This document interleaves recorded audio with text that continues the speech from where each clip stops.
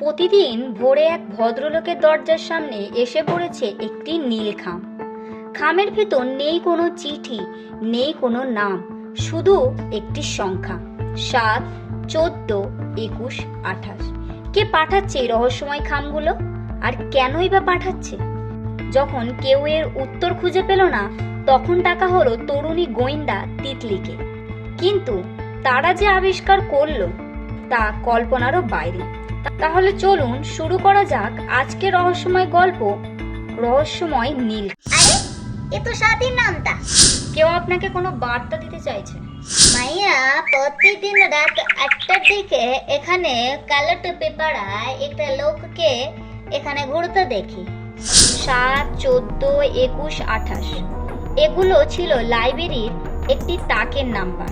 ভদ্রলোক বক্সটা খুলে অবাক হয়ে গেল। আর আমি যে প্রথমেই তো বলেছিলাম সংখ্যাগুলো গুরুত্বপূর্ণ।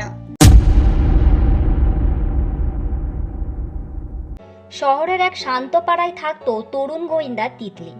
বয়স মাত্র ২০ বছর, কিন্তু তার বুদ্ধি আর পর্যবেক্ষণ ক্ষমতা ছিল অসাধারণ। তার সহকারী ছিল ১১ বছরের মিনি, যে সবসময় তিতলির সঙ্গে রহস্য সমাধানে বেরিয়ে পড়ত। একদিন সকালে তিতলির বাড়িতে এক ভদ্রলোক এলেন। বললেন, মিস তিতলি, আমার একটা অদ্ভুত সমস্যা হয়েছে। তিতলি বললেন, বলুন কি হয়েছে? ভদ্রলোক বললেন, গত ৩ দিন ধরে আমার বাড়ির দরজার সামনে একটি করে নীল খাম পাওয়া যাচ্ছে। খামের ভিতরে শুধু একটা সংখ্যা লেখা থাকে। ভদ্রলোক ৩টি খাম বার করলেন। প্রথম খামে লেখা ছিল ৭, দ্বিতীয় খামে ১৪, তৃতীয় খামে ২১। মিনি বলল, আরে এ তো স্বাধীন নামটা।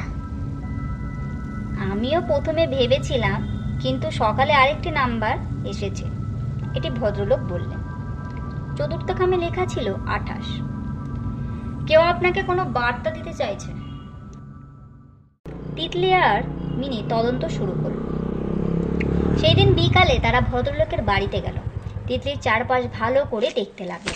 হঠাৎ সে লক্ষ্য করলো যে বাড়ির সামনে পুরনো আম গাছের গায়ে সাদা রং দিয়ে ছোট্ট করে ১, ২, ৩, ৪ নম্বর লেখা আছে। আচ্ছা, এগুলো কি কোনো ক্লু হতে পারে? হতে পারে। আর তারা আরো খোঁজ করতে লাগলো। পাশের একটা মহিলা বললেন, বাবু, মাইয়া প্রতিদিন রাত ৮টার দিকে এখানে কালো টুপি পড়ায় একটা লোককে এখানে ঘুরতে দেখি। পরের দিন রাত ৮টায় তিতলি আর মিনি লুকিয়ে রইল। কিছুক্ষণ পর সত্যিকারে একজন কালো টুপি পরা লোক এলো। সে ভদ্রলোকের দরজার সামনে একটি নীল খাম রেখে দ্রুত চলে গেল। তিতলি আর মিনি তাকে অনুসরণ করলো। লোকটি শহরের পুরনো লাইব্রেরির দিকে গেল। ভেতরে ঢুকতেই একটা আলমারির সামনে দাঁড়ালো। ঠিক তখনই তিতলি সামনে এসে বললেন, আপনি পালানোর চেষ্টা করবেন না। লোকটি হঠাৎ চমকে উঠল। জিজ্ঞাসাবাদে জানা গেল লোকটির নাম সুমন, কিন্তু সে কোনো অপরাধী নয়। তার বক্তব্য, সে কাউকে ক্ষতি করতে চায়নি। তিতলি তাকে বললেন, তাহলে খামগুলো কেন পাঠিয়েছিলে? সুমন দীর্ঘশ্বাস ফেলে বললেন, অনেক বছর আগে ভদ্রলোক বাবার এই লাইব্রেরিতেই কাজ করতেন। মৃত্যুর আগে তিনি একটি ছোট বক্স লুকিয়ে রেখেছিলেন। আমাকে বলেছিল একদিন তার ছেলেকে এর খোঁজ দিতে। তাহলে তুমি সরাসরি কেন বললে না? আমি চেয়েছিলাম সে নিজের রহস্যটা বুঝুক।